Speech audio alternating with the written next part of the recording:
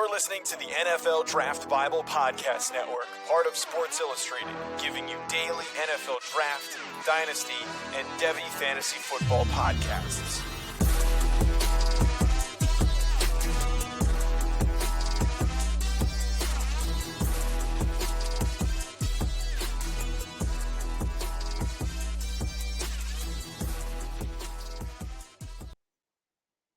This is the Blitz College Fantasy Football. Week 0 is upon us. I am your host, Matt Hicks, the FF Educator, joined as always by John Lobb, the Gridiron Scholar. And of course, we have Skip Newton here with us as well. Gentlemen, week 0, we are just hours away from college football kicking off. Finally, it is back. This is going to be our first CFF show of the season. This will be coming weekly along with our Devy show that the three of us will be doing weekly as well this fall. And this is going to be a perfect introduction to what we're going to be doing each and every week. We're going to cover all of the most relevant college football news and notes. We're going to go through our marvelous matchups of the week, including a special shout out to the group of 5 each week. Then we're going to have some college fantasy football specific content, as well as our best bets of the week and DFS. We're going to pack that, gentlemen, all into about 30 to 35 minutes every week. So we're going to be moving quick with plenty of good information, but I would be remiss not to take a minute to ask you, gentlemen, how you're doing here tonight. 4 months worth of research and effort comes down to this weekend. I have done 13 college fantasy football drafts. I got a 14th draft on Sunday, and I can't wait to watch some football this weekend. Yeah, it is so exciting to finally have real football to watch. I can't say that enough. I'm thrilled. I'm pumped. I'm ready to go. Let's do this. All right, gentlemen. Well, I'm going to lead us off here, and I'm going to quickly work us through the news and notes. This is going to kind of how we're going to do it. I'm going to run down quickly. We're not going to spend a ton of time analyzing. I just want to make sure that all of our folks know about the big news from around the country. A pair of pretty obvious starters named officially this week, first being C.J. Stroud for the Ohio State Buckeyes. We did expect C.J. Stroud to be the quarterback to lead the Buckeyes, and it looks like he is officially confirmed to be. Another one a little more under the radar, but still very exciting. Utah names former Baylor starting quarterback Charlie Brewer as their starting quarterback. Remember, if you go back to 2019, Charlie Brewer had an exciting season for the Bears. We've talked about him this offseason. Utah's got something sneaky exciting going on there, fellas, and it's going to be Charlie Brewer at the helm. This is a little bit of an interesting one. Quarterback Joey Gatewood, remember, originally an Auburn recruit, transferred to Kentucky, lost out that starting job to Will Levis, who's going to be the starting quarterback for the Wildcats. Well, Joey Gatewood now reunites with the coach that recruited him, Gus Malzahn. He's going to join the quarterback room there at UCF. I don't think anybody expects him to challenge Dylan Gabriel, but perhaps a long-term play there for Joey Gatewood. Some more starting quarterbacks named. Some are still have yet to be named, but we know Jaron Hall will be the starting quarterback for BYU. Haynes King wins a surprisingly competitive quarterback battle to lead the Texas A&M Aggies offense. And Tennessee will not formally admit it, but it sounds like, at least to start, it will be Joe Milton for week 1 against Bowling Green. Now, I want to preface this a little bit as saying I bet we see Milton, Hooker, and Harrison Bailey on the field at some point as Tennessee tries to find their identity. But it looks like Joe Milton's big arm is what is leading Josh Heupel and the Vols offensive staff to give him the nod, at least in week 1 against the Falcons. Baylor has named Jerry Bohannon their starting quarterback. That's over Jacob Zeno. That was a tight battle. I was hoping Zeno would win out that, but it looks like Bohannon is going to be the guy. Less exciting news, I should say. Central Michigan's Kobe Lewis, who is a college fantasy football favorite, he's going to be out indefinitely with a non-contact knee injury. Not good news, fellas. It's going to be Lou Nichols skyrocketing up college fantasy football draft boards here as we look to finalize those final drafts. I know me and John are still in one draft that we're trying to push all the way through here. And so Pitt running back Israel, I'm going to get the last name wrong here. Ebendikanda gains 30 pounds, a 4.3 40. He is rising up college fantasy football draft boards as well. A big bummer, especially on the Devi front, but he had some college fantasy football value as well. And that's Washington's redshirt freshman Jalen Mcmillan, a highlight of their 2020 class. He underwent hand surgery. He's going to miss at least the start of the season. We don't have an official timeline for that yet. South Carolina will also be without quarterback Luke Doty for week 1. He's still recovering from a foot injury. And I don't know what is going on with the water in Athens here, but Georgia is all sorts of banged up. Darnell Washington is out 3 to 4 weeks. Eric Gilbert has taken a personal leave of absence from the team to be welcomed back, I believe, at any time. It's a personal leave. Wide receivers Dominic Blaylock and Kyrus Jackson are still recovering from injuries. And it looks like Jermaine Burton is the only wide receiver that is consistently back on the practice field for the Georgia Bulldogs. And, of course, we know they have a big early season matchup there against Clemson. Guys, I ran through the notes pretty quickly here. There's a lot to cover. We like to go coast to coast with all the relevant news. Anything I missed on or anything that you want to expand on? I would start looking at your waiver wires now. Some of the players we just mentioned, like the Pitt running back, Israel, I'm going to get it wrong too, so I'm not even going to say it.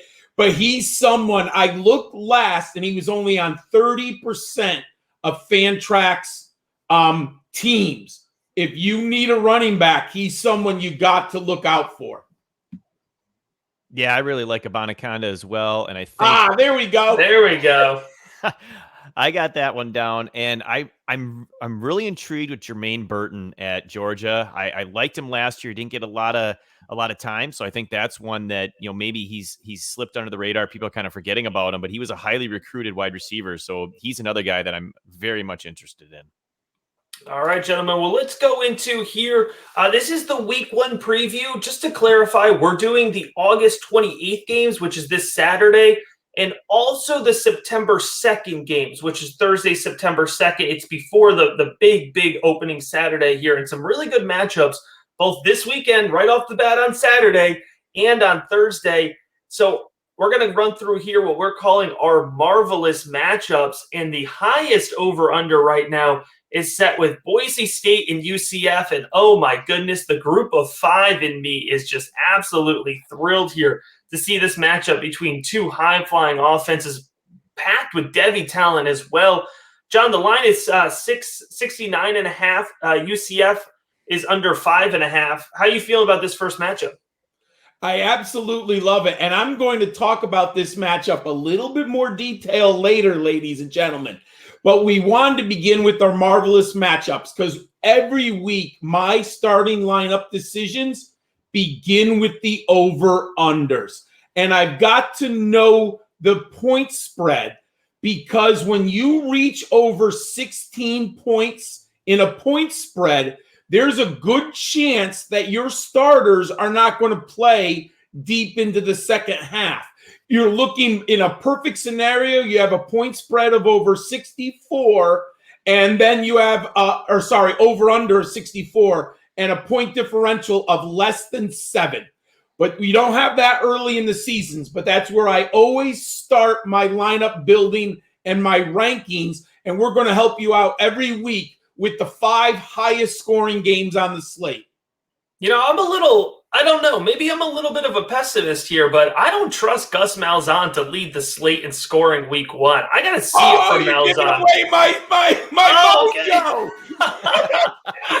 I won't give it away too much then. Let's run through the next highest on the slate. That is Hawaii at UCLA.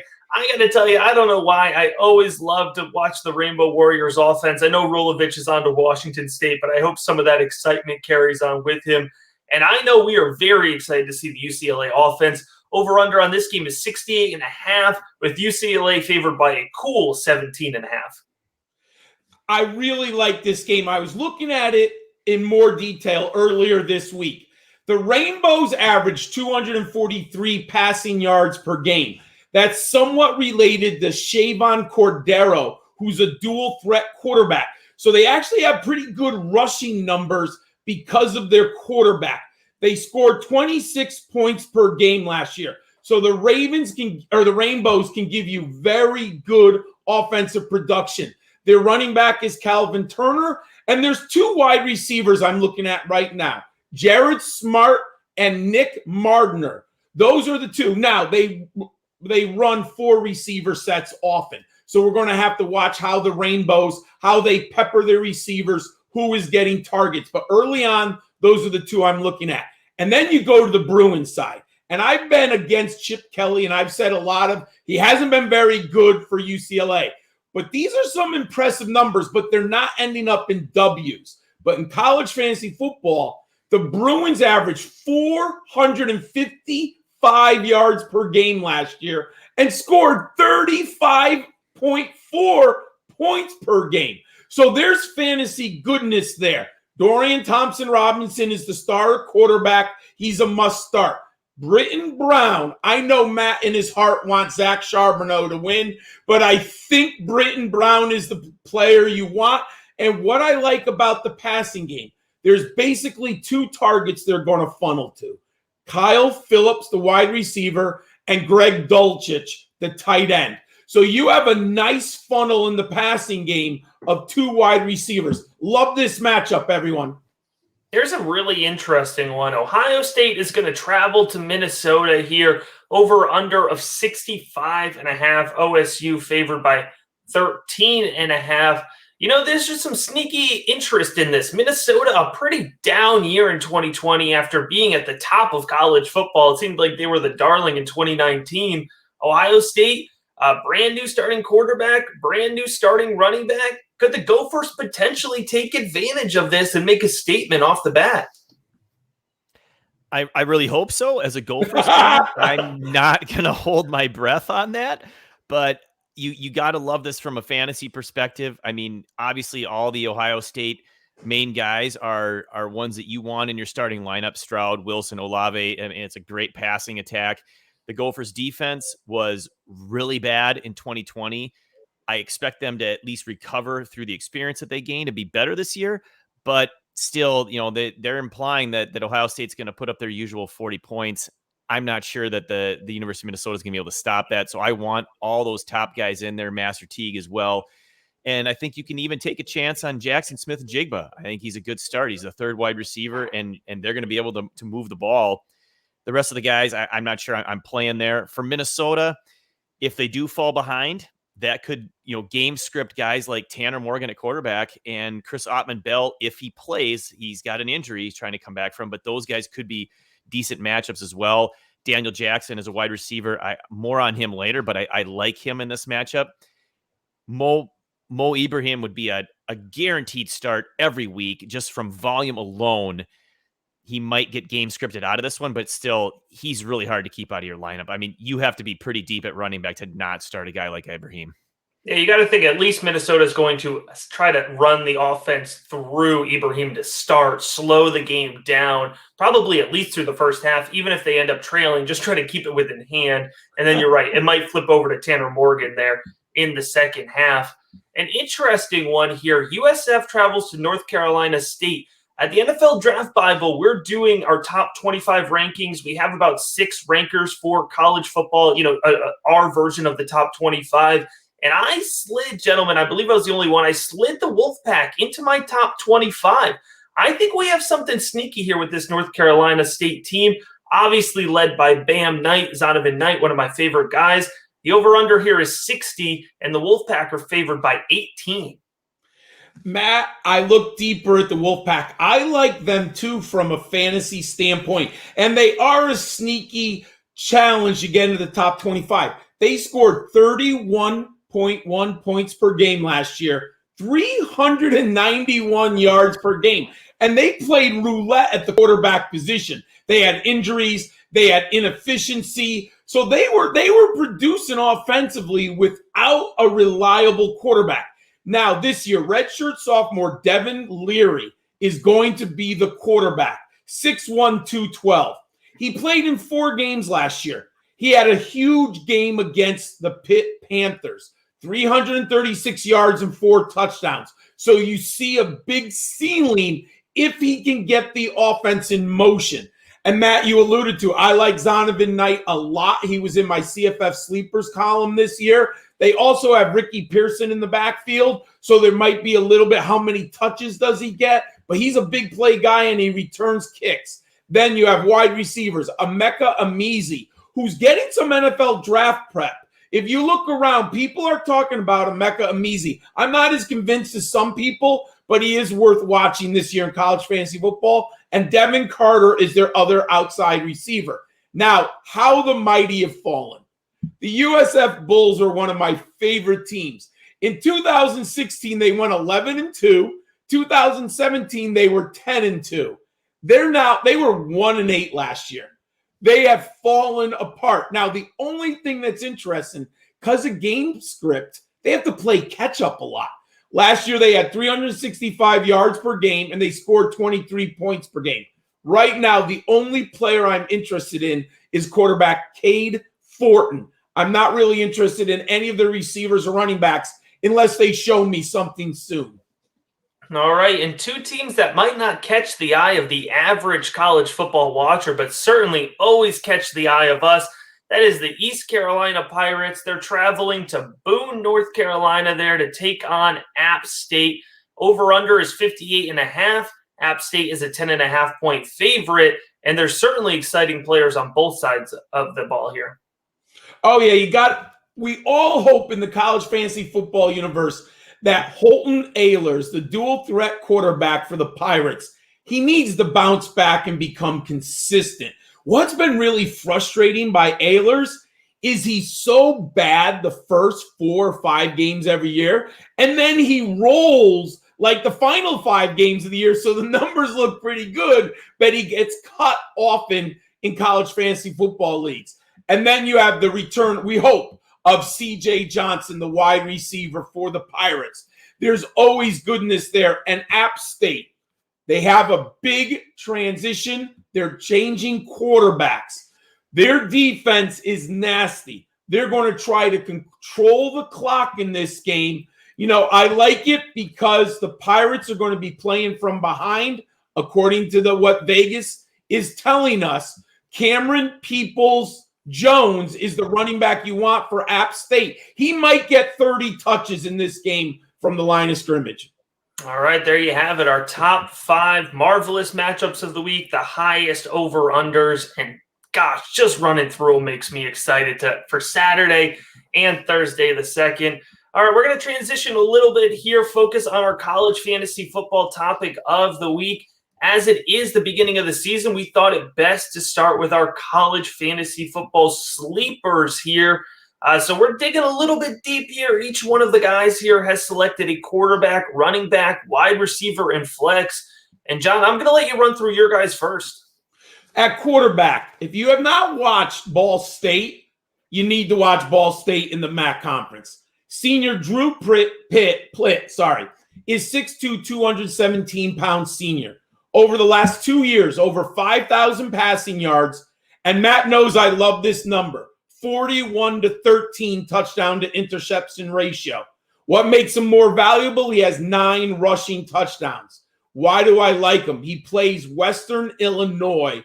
They are an FCS level school, and he has 2 great receivers, Justin Hall and Hines Tyler. They're both drafted amongst the top 40 wide receivers in college fantasy football. Drew Plitt is going to be getting them the ball. Chase Brown, Illinois. You might not have heard of him yet, but very simple. Brett Bielema, the former coach at Wisconsin and Arkansas, is now coaching the Fighting Illini. And ladies and gentlemen, Bielema is going to do one thing. Run the football, 3rd and 8, run the football, maybe a draw play to confuse the defense. Chase Brown, the press coming out of Illinois, 5'11", 205 pounds. Lots of chatter about how good this young man is. Last year, the Illinois defeated Nebraska 41-23. And this is more amazing. They had 2 100-yard rushers last year against the Cornhuskers, Mike Epstein and Chase Brown. Last year, the Illini had 285 yards rushing and 4 touchdowns. Love Chase Brown in this matchup on Saturday. I know I'm a homer. Don't yell at me, everyone. But this is game script. UConn is a 27.5 point underdog. 63 points over under. Well, what does that tell me? The Huskies are going to be throwing the football in the second half. Their number one receiver by far is sophomore Cameron Ross, 5'9", 176 pounds. As a freshman in 2019, 60 receptions, 723 yards, and 4 touchdowns. I like him in garbage time this week. And just one of my favorite players, wide receiver Jacob Cowing out of UTEP for New Mexico State. The over-under here is 56.5. UTEP is a 10-point favorite. 5'11", 170 pounds. In 2 seasons, he has averaged 17.2 yards per catch, and he scored 6 times. I like Jacob Cowing, UTEP versus New Mexico State a ton. All right, really great list there, John, digging deep here. I tried to take a little bit more of a big picture approach to mine and give a little bit of different flavor here to finding sleepers. The first, and you'll make no mistake here, we love to chase systems when it comes to college fantasy football. It has not officially been named for Mississippi State that Will Rogers will be the quarterback, but what I can pick up on from the beat is that the expectation is that it will be Will Rogers. It was his job to lose, and although it doesn't seem like the separation is quite there, it seems like he will get the nod, and that puts him at the helm of an offense where he's going to have high volume. He's going to be able to distribute. Remember, it's Mike Leach bringing the air raid offense to Mississippi State, and they have some good weapons there. So I'm chasing system and volume when it comes to Will Rogers. With Tyler Batty out of Missouri, I'm chasing vacated production there. With Larry Roundtree onto the NFL, Mizzou is going to be looking for another running back to set the pace, set the tempo, help them slow down opposing SEC offenses. And Tyler Batty, I believe, is going to be the way they do it. He's getting a lot of hype from the scouting community for his talent and his profile. And he's been number 2 in volume over the last couple seasons there for the Tigers. I'm going to transition at wide receiver. Another way to look for sleepers. I'm going pure talent on this one. Raheem Jarrett is a guy who is sliding simply because he hasn't had the opportunity to really prove it in large volume. With his first season being 2020, remember Maryland only played 4 games, but in 4 games, Jarrett had 17 receptions for 252 yards and 2 touchdowns. I'm never one to tell you to extrapolate over a season, but that isn't his entire season was 4 games. So if you project that out a little bit, add in the fact that this very talented high recruit 6'0", 200 is going to have developed in the offseason, I like Raheem Jarrett a ton, and I think he's just too cheap of a price still. And another guy here that I think is going just a bit too low, and I understand because there's so many other good options, but I don't think Spencer Rattler is going to forget about Austin Stogner, his tight end, 6'6", 251. He helped him really. I mean, if you watch Rattler's tape last year, he checked down a lot, and that was a part of his development, and that's fine. It's a part of the Oklahoma offense, and a lot of those checkdowns went to Stogner. 26 receptions, 422 yards, 3 touchdowns in 8 games. I think Stogner is going to be a big part of the Oklahoma offense again this year. So those are my 4 guys, trying to show a variety of different ways to look at sleepers. And Skip, I know you have a set of guys to talk about as well.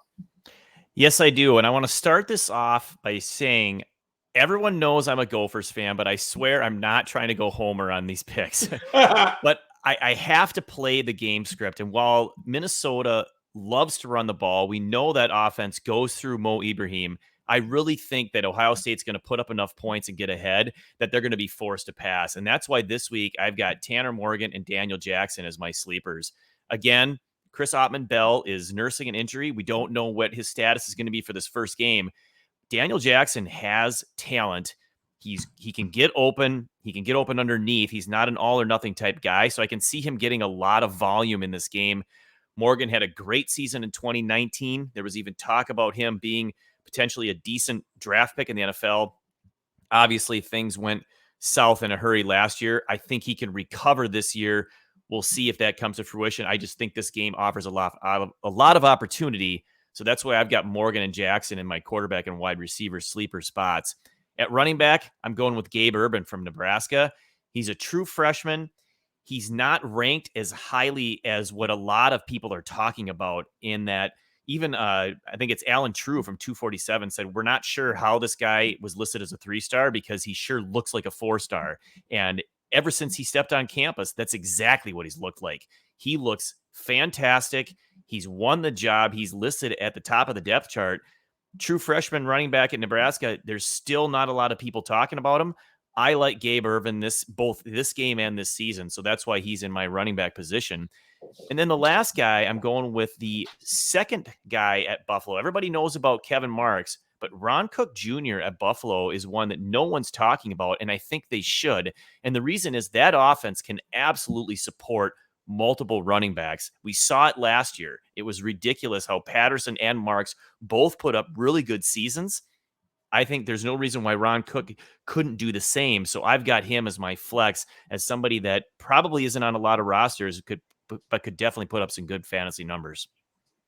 All right, there's our college fantasy football focus. We're going to round this out here with a set of bold predictions for the year. So this is unique to our kickoff show here. Each one of us have selected a award winner here for the Johnny Unitas, the Doak Walker, the Belindikoff, the Johnny Mackey, and the Heisman. Of course, Johnny Unitas going to the most outstanding upperclassman quarterback in the country. John, why don't you kick us off with your selection here? I'm going to take Matt Corral of Mississippi. I'm all in on Mississippi. I like his Heisman odds. I think that Mississippi's offense is going to be dynamic. And if there's ever a year for them to make noise, it's this year. So Matt Corral is my Johnny Unitas Award winner. And I should point out here, we went with bold predictions. We weren't going for safe bets with these. So Matt Corral, good pick. I went with Sam Howell here. I like Sam Howell. He certainly has a little bit of an uphill climb there with his weapons, losing a lot of those, but I still like him at the helm of this offense, and I think he's going to have the narrative here. So, a big part of awards is sweeping up that momentum and that narrative. So I like Sam Howell. I think he could really kind of take advantage of that if he can push North Carolina even into the college football playoff conversation, maybe a win over Clemson in a big situation. Sam Howell could really kind of take that ascent. Remember how much excitement there was around 2019, Sam Howell? I think we could get that even higher for 2021. And Skip, you have an exciting selection as well. Yeah, I'm going with UCF quarterback Dylan Gabriel in 2 consecutive seasons, over 3,500 yards each season, 29 and 32 touchdowns respectively. I love his game. He's got the volume, he's got the stats, and he's my bold prediction for quarterback. Fantastic. We'll go on to Doak Walker here, which is the best running back in the country. John, you're going with the young guy again. I am. Maybe I'm drinking the Longhorns Kool-Aid, but I'm convinced that they're going to turn it around under new coach Steve Sarkisian, and I think Bijan Robinson is going to get 300 touches in this offense, and I'll take 300 touches against the Big 12, and he's going to become the third great running back following Earl Campbell and Ricky Williams to wear that Longhorns uniform. Skip, we actually have the same selection for the Doak Walker, so I'll let you go ahead and break it down for us.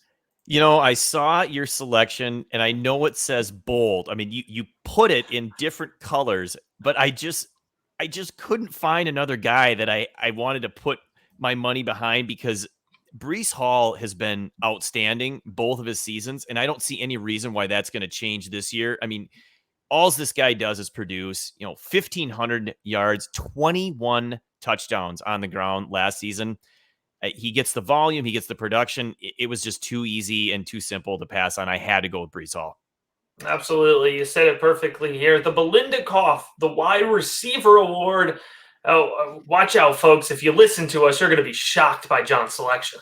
I got to stay on brand. It is David Bell of Purdue. I think he might end up with 150 targets. I have him ranked number 1. Absolutely love him. Without Rondell Moore, they are just going to give him such an opportunity. So my Belindikoff bold prediction is David Bell of the Boilermakers. And I don't even care that he has to share volume with a talented wide receiver room. I'm going with Chris Olave. So I'm sticking with my guy as well. And Skip, you have a pretty talented selection yourself. You guys went on brand, and I did the same. Treylon Burks is my wide receiver one, and Devi, I love everything about his game, and I think he is absolutely going to explode even further this year than he already has. So I had to go Treylon Burks from Arkansas.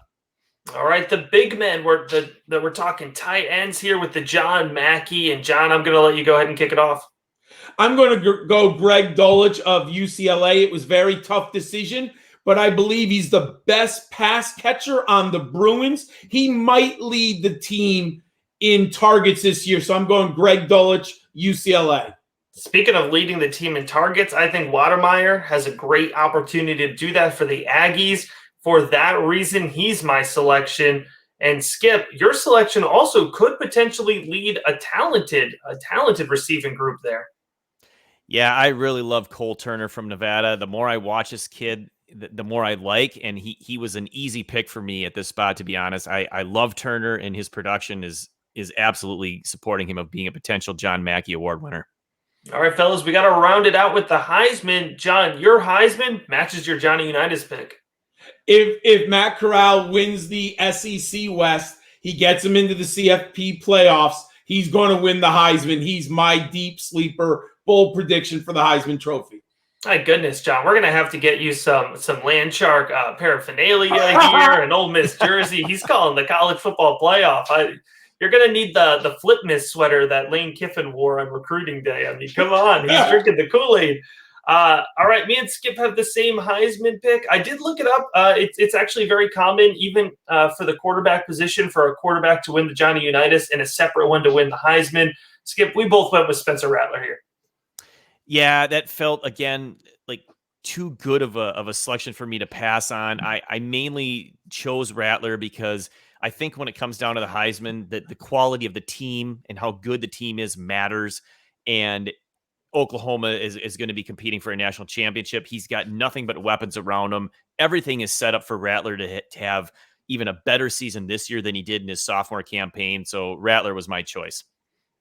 All right, gentlemen, this is a little bit of a special here. College fantasy football focused, but a little wide scale here, getting into the preseason fun. But each week, we're going to start like we did, and we're going to finish like we are about to here. And we're going to talk about John's best bets of the week here. So I'm going to kick it on over to the scholar. I like to do about 3 bets every week. I do like to have a little action on my Saturdays. I'm not putting thousands of dollars on, just enough to have a little bit of fun. And I don't bet on every game. I look for good bets. I love Illinois at home +7. They're going to upset Nebraska. I'm getting a touchdown here. Nebraska can't stop the run. Brett Bielema is going to own the clock for 40 minutes in this game with Chase Brown. They're going to win this game. Nebraska, I don't like the narrative coming out with Coach Scott Frost. I don't feel good at all. Strange game. I don't know why this game sticks out. I love Rutgers -13.5 at home versus Temple. But I realize why. Temple's a train wreck. They've lost everyone but Jaden Blue on offense. They're so bad right now. And Rutgers, they're not a good team, folks. But Shiano is going to get this team motivated. This is his game. They're at home. I like Rutgers -13.5. And this is what I was talking about with my man, Matt. I don't trust Gus Malzahn. Boise State has hired a defensive coordinator. This over-under is 69.5. Take the under. Each coach is going to bleed the clock. They're not going to hit 70 points in this game. Take the under, Boise State and UCF. All right. I'm glad we were on the same page with that, John. Now, bring us to the home stretch here, John. It's the 2-minute drill. This is your Fantastic Four. We're talking DFS to wrap things up. I love to give, this is the 3rd year in a row I've been giving my Fantastic Four for CFB DraftKings Saturday slate. I give you 4 plays, under 50% of the salary cap. You can look at the screen. I'm giving you quarterback Dorian Thompson-Robinson, UCLA. Love him in this matchup. Running back Chase Brown. We talked about him earlier in the show. only 5,000. Greg Dolich, I like to have the quarterback wide receiver matchup in a cash game. So I'm going Greg Dolich at tight end. And then at the flex, Kevin Mensah of UConn is only 4,200. He's going to get 20 touches in this game. He'll probably have 16 rushing and he'll have 3 to 4 receptions. That's my Fantastic Four. You have $6,575 per player with 4 spots remaining on your cash game lineup, everyone. All right, man. I'm ready to play some bets and some DFS. Hey, listen, we call it the Blitz because we run through a whole lot of content in not a lot of time. Thank you so much for joining us this week on week 0. This content will be coming at you all season long. He is Skip Newton with the scholar John Lobb. I'm your host, Matt Hicks, the FF educator. And